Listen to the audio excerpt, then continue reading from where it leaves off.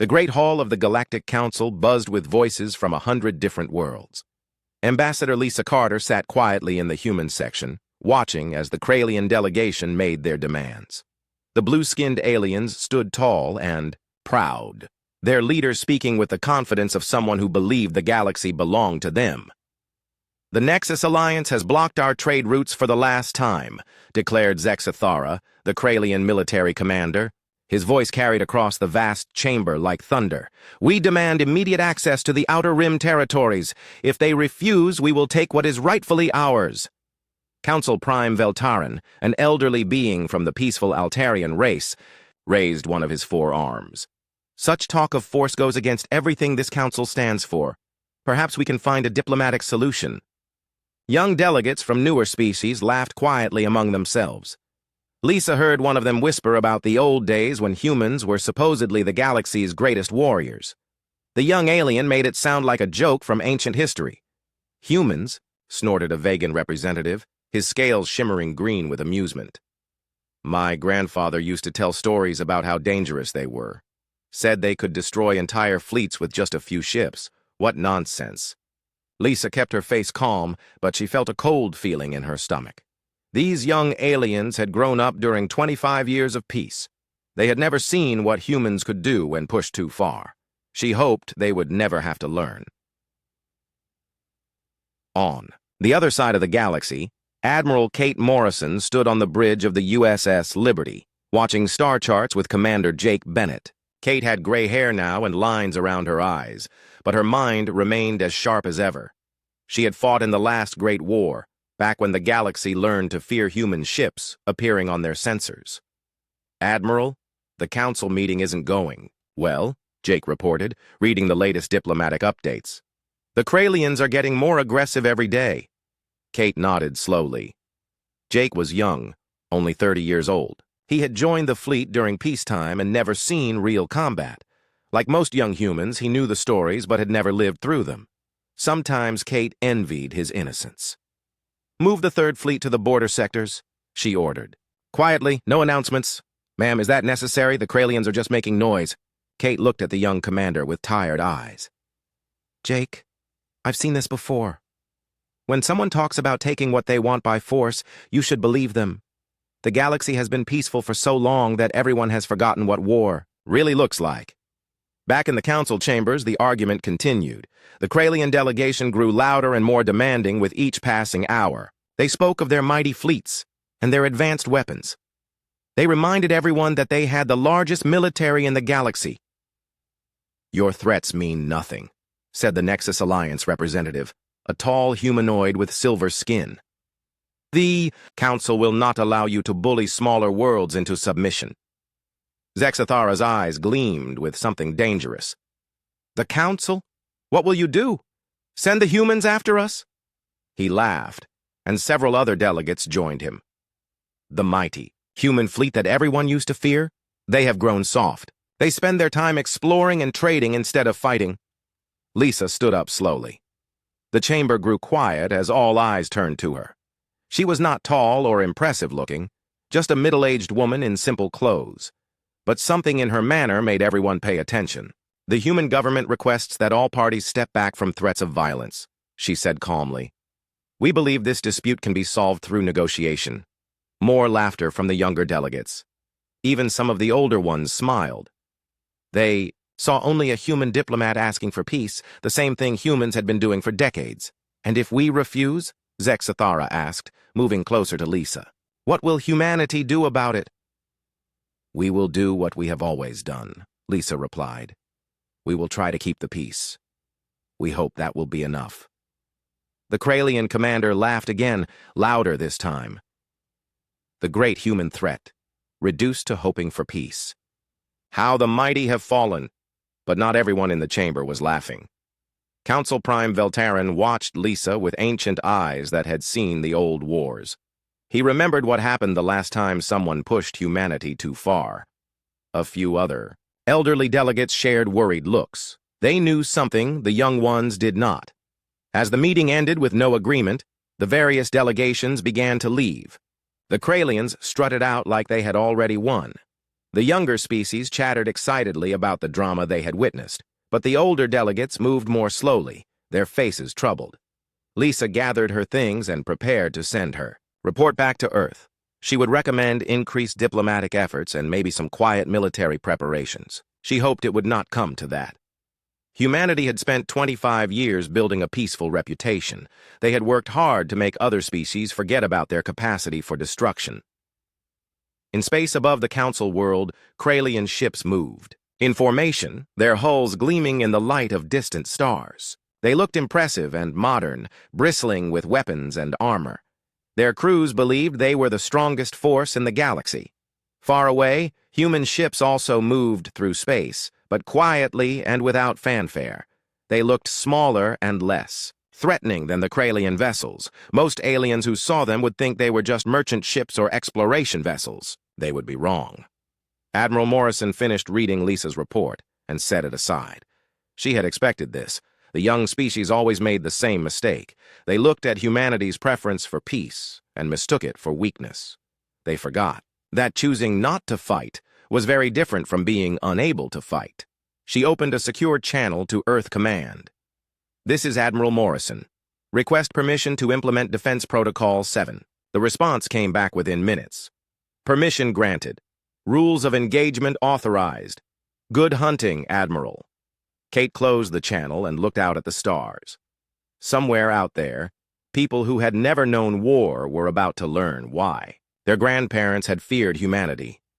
She wished there was another way, but some lessons could only be taught through experience. The galaxy slept peacefully that night, unaware that the quiet years were about to end. Captain Ryan Cooper checked the sensor readings one more time, hoping he had made a mistake. The USS Discovery was a research ship, built for studying new worlds and making peaceful contact with alien species.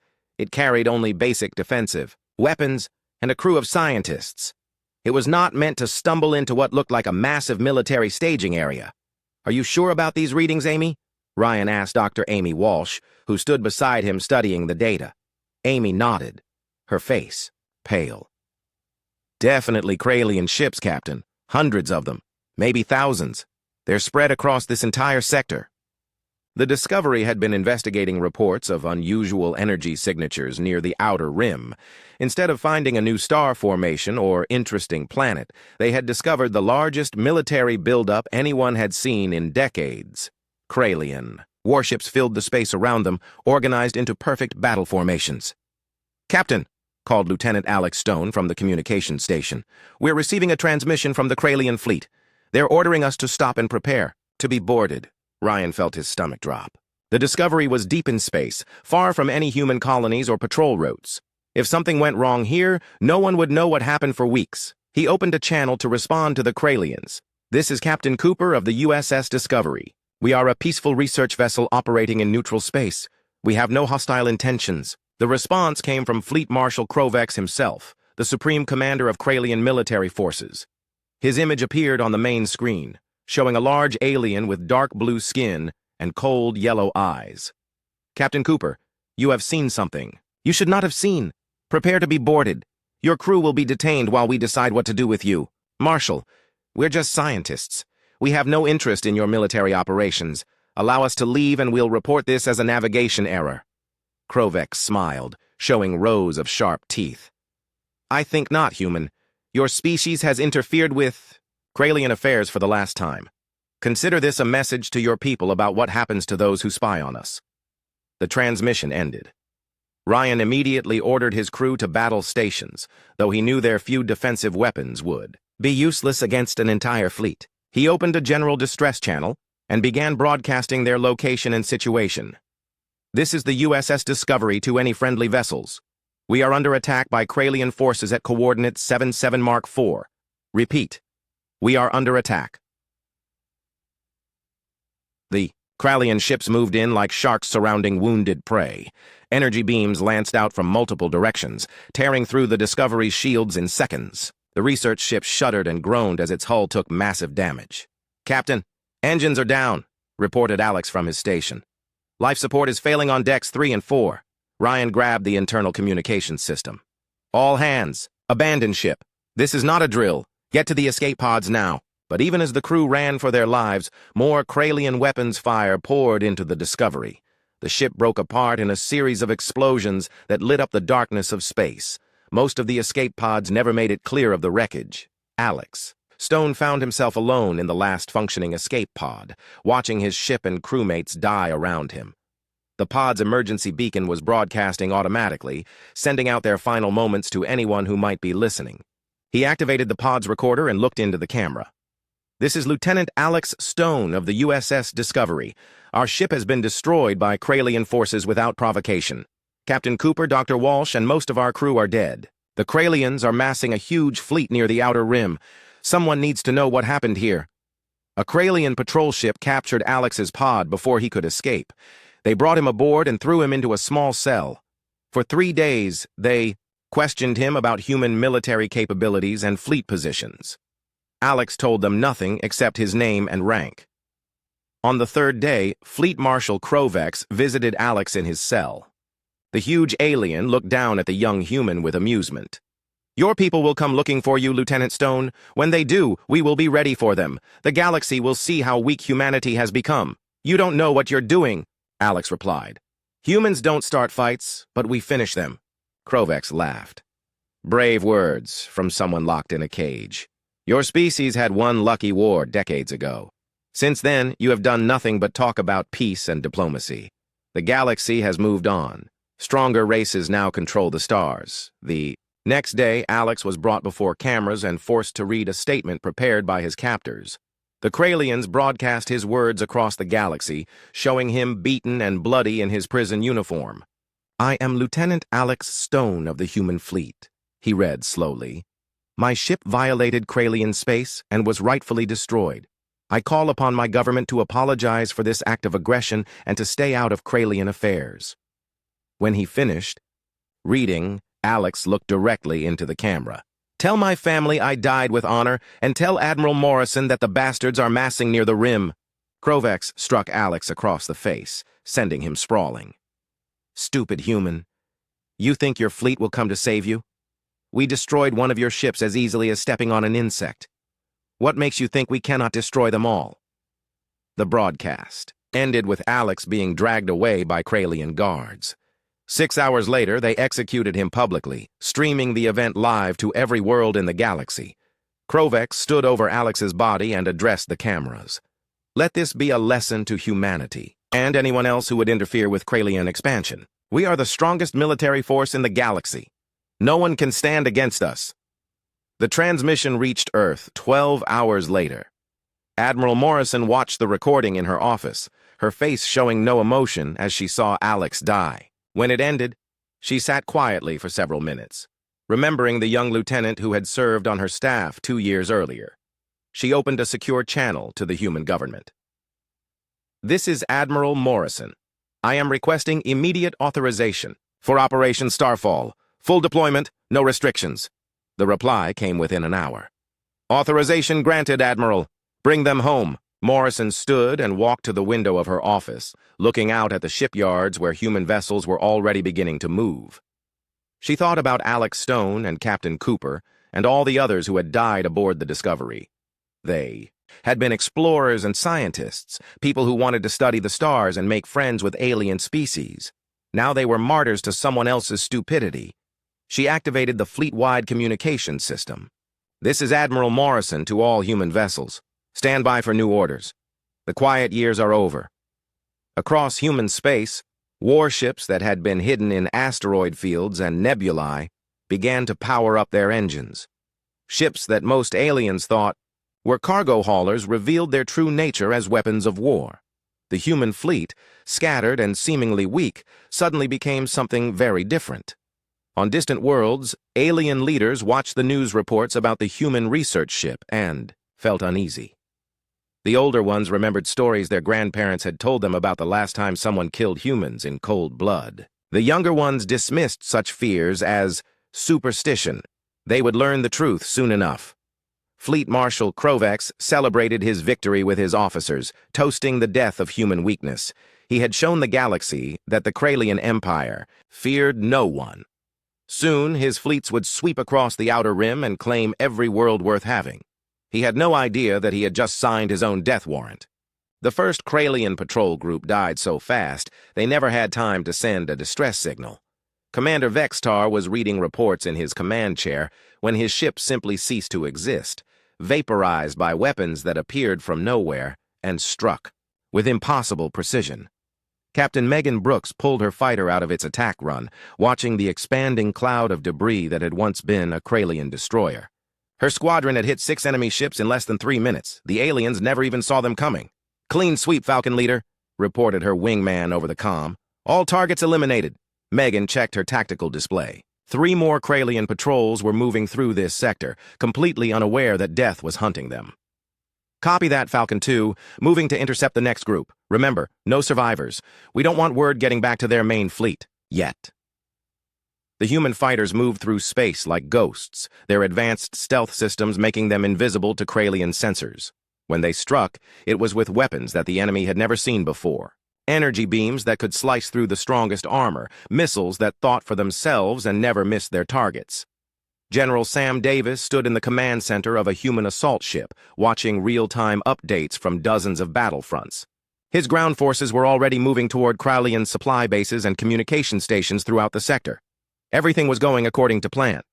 "General, the 7th Marine Division has secured the supply depot on Kepler 4, reported his aide. "No Kralian survivors. We found enough ammunition and fuel there to supply their entire 3rd Fleet." "Good. What about the communication array on Vega 7? "Destroyed, sir." Tech specialist Chris Miller led the cyber warfare team personally. They turned the Kralian computer systems against each other before blowing the whole facility. Sam nodded, with satisfaction. The first rule of human warfare was to blind your enemy before you killed them. Cut their communications, destroy their supply lines, and eliminate their ability to coordinate a defense. Only then did you move in for the final blow. Dr. Paul Turner watched from the bridge of his research vessel as his latest creation tore through a Kralian battleship like it was made of paper. The gravity cannon was still experimental, but it worked exactly as designed.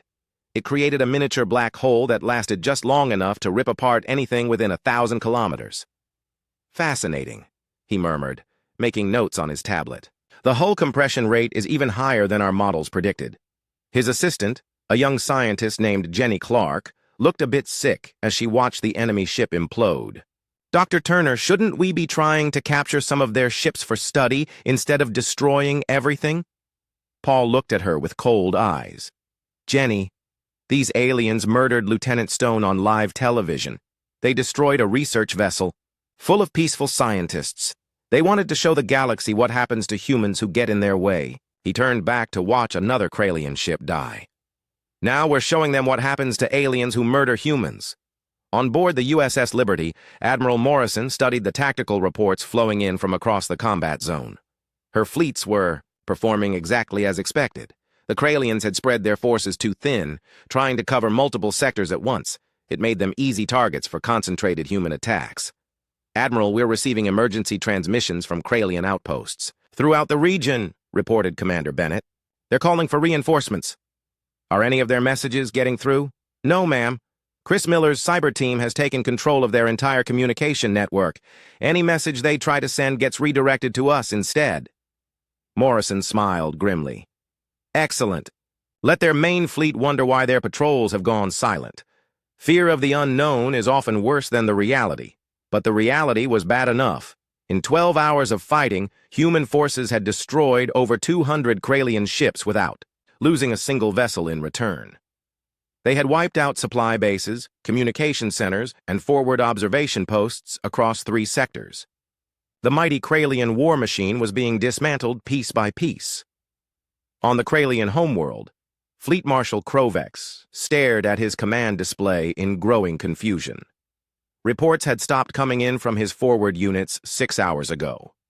Emergency. Beacons were going silent one by one across the border sectors. Something was happening, but he had no idea what. "Marshal, we've lost contact with the entire 4th Patrol Group," reported his communications officer. "Their last transmission was routine, then nothing." "Equipment failure?" "Unlikely, sir. We're also missing reports from 17 supply bases. and 6 communication arrays, all in the same general area. Krovex felt a cold chill run down his spine. This sounded like a coordinated attack, but by whom? The Nexus Alliance didn't have this kind of military capability. The Galactic Council was too weak to mount any serious offensive. That left only one possibility. Have we received any communication from the human government? No, sir. Nothing at all. The Marshal turned to study a holographic star map, looking at all the positions where his forces had gone silent. They formed a pattern like something was systematically destroying everything in its path while moving toward the main Kralian fleet. Sir, called another officer, we're receiving a transmission from Scout Group 7. They report seeing human warships. The bridge fell silent. Every Kralian officer turned to stare at their commander, waiting for orders. Krovex felt the weight of their expectations, but for the first time in his career, he didn't know what to do. How many ships? He asked quietly. They didn't say, sir. The transmission cut off mid-sentence. On distant worlds throughout the galaxy, alien leaders watched emergency news broadcasts with growing alarm. Reports were coming in about massive space battles in the border sectors. Kralian military installations were being destroyed by unknown attackers. Some witnesses claimed to have seen human ships, but that seemed impossible. Ambassador Lisa Carter sat in her office on the Galactic Council world, fielding calls from dozens of worried alien officials. They all wanted to know the same thing. Was humanity responsible for what was happening to the Kralians? I'm sorry, but I have no information about current military operations, she told each caller. I recommend you contact the Kralian government directly for details about the situation. Of course, contacting the Kralian government was becoming increasingly difficult as their communication networks continued to fail mysteriously. By evening, half the galaxy was convinced that humanity had declared war on the Kralian Empire. The other half thought it was impossible. They were about to learn which half was right. Captain Brooks led her squadron toward the main Kralian fleet, finally ready to reveal themselves to the enemy. Behind her came the full might of human naval power. Dreadnoughts that could crack planets, carriers filled with fighter craft, destroyers armed with weapons that bent the laws of physics. The Kralians had wanted to test human resolve. They had killed innocent people to prove their strength. They had broadcast their crimes to the galaxy as a warning to anyone who might oppose them. Now they were going to discover why, for 25 years, humanity had been the one species that no one dared to provoke. The quiet years were over, and the storm was about to break. Fleet Marshal Krovex stood on the bridge of his flagship, staring at the largest human fleet anyone had seen in decades. The display showed over 300 human warships dropping out of hyperspace in perfect formation. They moved with deadly precision, like a pack of hunters surrounding their prey. How many ships do they have? He asked his tactical officer, his voice barely a whisper. We count 300 confirmed vessels, Marshal, but our sensors are detecting energy signatures that don't match any known human ship classes. Some of, these vessels are larger than our biggest dreadnoughts. Krovex had commanded the finest military force in the galaxy. His fleet consisted of 800 warships, each one a masterpiece of Kralian engineering. They should have been more than enough to crush any human attack, but looking at the tactical display, he felt something he had never experienced before. Doubt. Open a channel to the human fleet, he ordered. The main screen flickered to life, showing Admiral Morrison sitting calmly in her command chair. She looked older than Krovex had expected, with gray hair and tired eyes. But there was something about her expression that made him want to step backward. Fleet Marshal Krovex, Morrison said quietly. I am Admiral Kate Morrison of the Human Defense Fleet. You have something that belongs to us. Admiral, I don't know what you mean. The body of Lieutenant Alex Stone, the crew of the USS Discovery. You murdered them in cold blood and broadcast their deaths across the galaxy. We've come to collect what remains and to make sure this never happens again. Krovex tried to project confidence he didn't feel. Admiral, you are outnumbered more than 2 to 1. My fleet is the strongest military force in the galaxy. I suggest you withdraw before this situation escalates. Morrison's expression didn't change. Marshal, I'm going to give you one chance to surrender. Power down your weapons, abandon your ships, and prepare to face justice for war crimes. You have 30 minutes to decide. The transmission ended. Krovex looked around his bridge at officers who were trying very hard not to show their fear. He had two choices: surrender to humans, who might execute him for murdering their people, or fight and hope his superior numbers would carry the day. "All ships, battle stations," he commanded. "We will show these humans what Kralian strength really means." The battle began 28 minutes later, when human ships opened fire simultaneously across the entire combat zone. The weapons they used defied everything the Kralians thought they knew about space warfare. Beams of pure energy that could cut through the strongest armor like it was made of cloth. Missiles that moved faster than light and struck their targets before defensive systems could react. Captain Brooks dove her fighter through a formation of Kralian interceptors, her guns blazing. The enemy pilots were skilled, but they were fighting with technology that was decades behind human capabilities. Her targeting computer locked onto 6 enemy fighters at once, destroying them all with a single burst from her plasma cannons. "This is too easy," she muttered over the comm. "It's like fighting children." General Davis watched from his command ship as human ground forces began their assault on Kralian installations throughout the sector. His Marines didn't bother with traditional landing operations. Instead, they used teleportation technology to appear directly inside enemy facilities, bypassing all their defenses. "Sir, the 14th Marine Battalion has secured the fuel depot on Calyx Prime," reported his aide. "They're requesting permission to destroy it." "Granted. Make sure the explosion is big enough for the whole sector to see." The fuel depot erupted in a fireball that could be seen from 3 star systems away. It was one of dozens of Kralian installations that died that day, each one a message to anyone watching.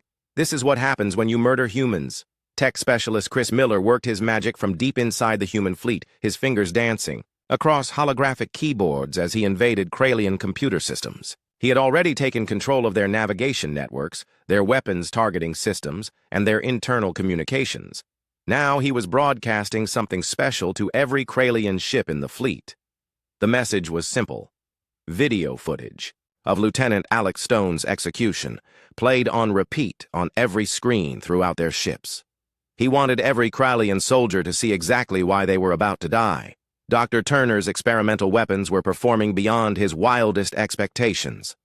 The gravity bombs created localized space distortions that crushed entire Kralian squadrons in seconds. The quantum torpedoes phased through enemy shields and armor before exploding inside their target ships.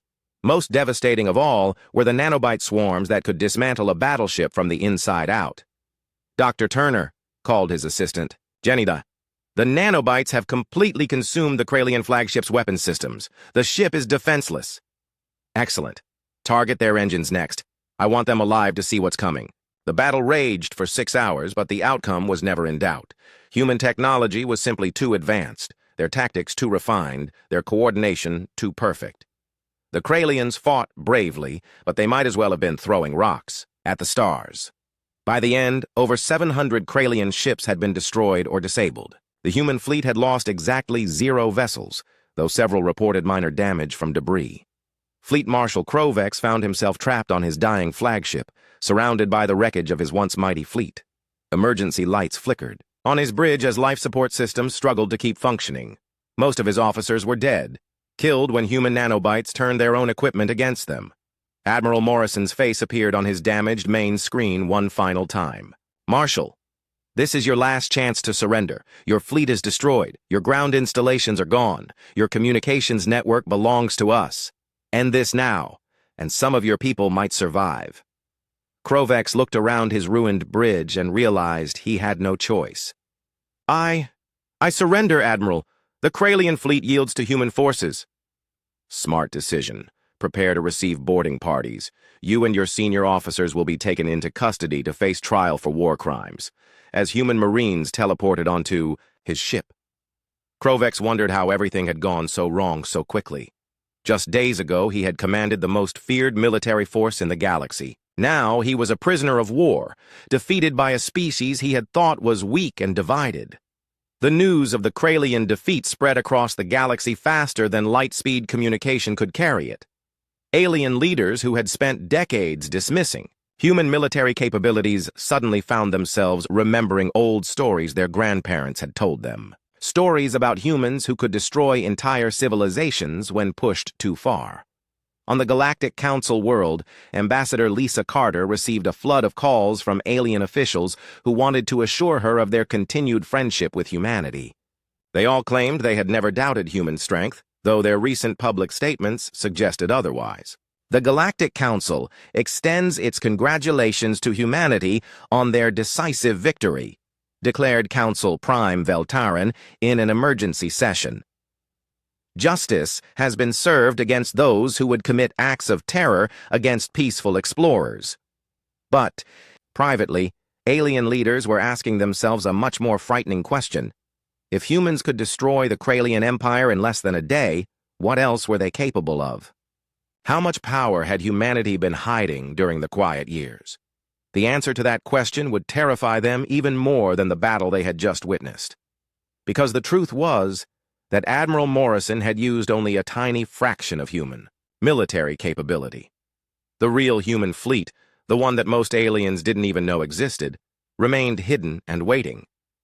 The galaxy had just been reminded why no one picked fights with humans. But the lesson was far from over. The siege of the Kralian homeworld lasted exactly 72 hours. Admiral Morrison's fleet surrounded the planet with mathematical precision, creating a blockade that nothing could penetrate. But this was not the crude bombardment that other species might have used. This was something far more terrifying, a demonstration of absolute control. Human ships hung in orbit like silent judges, their weapons trained on specific targets across the planet's surface. Every military installation, every government building, every communication center was marked for destruction. But the civilian areas, the schools and hospitals and homes where ordinary Kralians lived their lives, remained untouched. Admiral, we have confirmed the location of the Kralian High Command bunker, reported Commander Bennett from his station. It's buried 3 kilometers beneath the capital city. Morrison nodded slowly. Can we reach it without harming the civilian population? Above? Dr. Turner says his quantum penetrator can punch through any amount of rock and concrete without affecting the surface structures. Surgical precision, ma'am. Good. I want Fleet Marshal Krovex and his government to understand that we could have killed every living thing on this planet if we chose to. The fact that their people are still alive is a gift, not a weakness. On the planet below, the Kralian government huddled in their supposedly impregnable command bunker, watching helplessly as human forces dismantled their civilization piece by piece. Every military satellite was destroyed. Every defense platform was reduced to scrap metal. Their proud space navy, built over centuries, had been wiped out in a single day. The interim Kralian leader, a politician named Vexcon, who had taken power after Krovex's capture, stared at the tactical displays with growing desperation. How many ships do they have up there? We count over 500 human vessels, Prime Minister, replied his military advisor. But our sensors are detecting energy signatures that suggest many more ships are hidden nearby. What do they want? Why haven't they just destroyed us and taken our worlds? Before anyone could answer, every screen in the bunker flickered to life with the same image.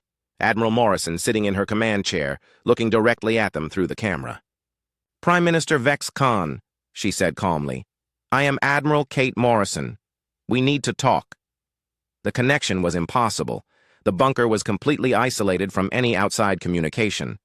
Yet somehow, the humans had reached them anyway. It was another reminder of just how outmatched the Kralians truly were.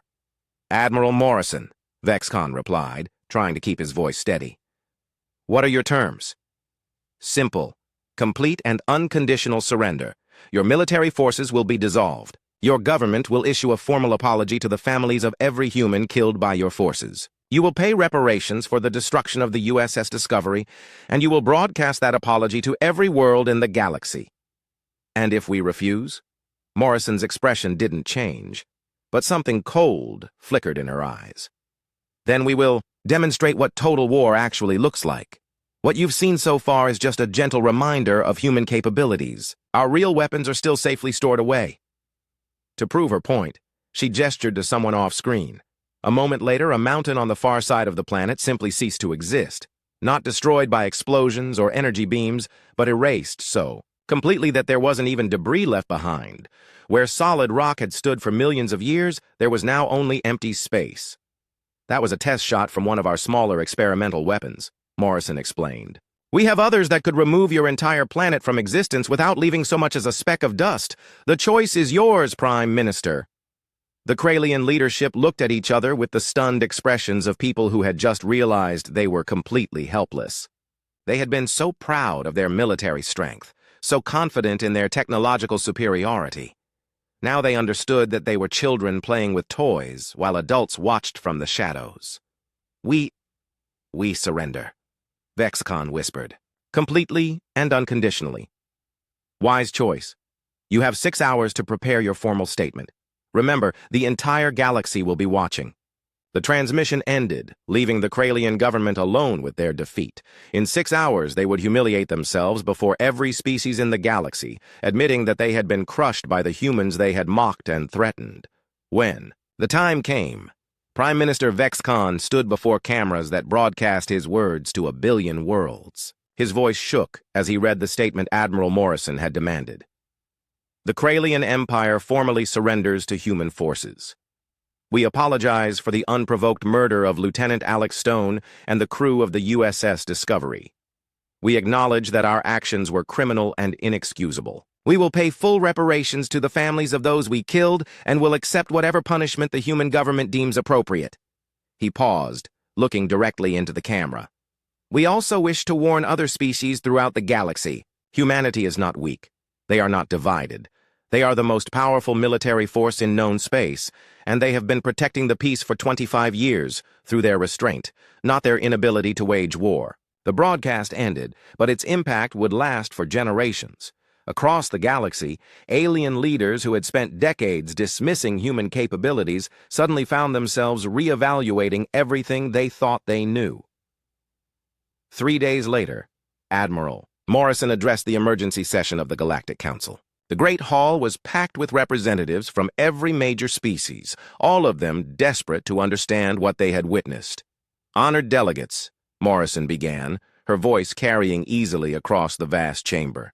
For 25 years, humanity has chosen peace over conquest, diplomacy over destruction. We have built trading relationships instead of military bases. We have sent explorers and scientists to your worlds instead of soldiers and weapons. She paused, looking around the hall at faces that watched her with a mixture of fear and respect. Some of you have mistaken our preference for peace as a sign of weakness.